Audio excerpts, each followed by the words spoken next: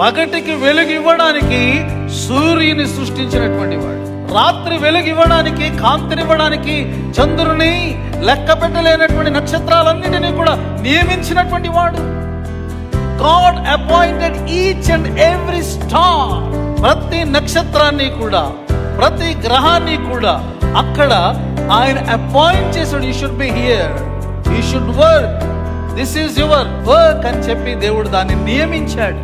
అద్భుతమైన మేధస్సు, ఎంత అద్భుతమైనటువంటి శక్తి, ఎంత అద్భుతమైనటువంటి ఆయన యొక్క మరి గొప్పతనం, ఆయన యొక్క మహోన్నతత్వం. We cannot explain.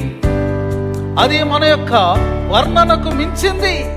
మనం దాన్ని చూసినప్పుడల్లా ఆశ్చర్యపోవడమే తప్ప సైంటిఫిక్ గా దాన్ని మనము పూర్తిగా మనం ఈ శాస్త్రాన్ని అయిపోయింది, దీన్ని పక్కన పెట్టేద్దామని అనడానికి లేదు.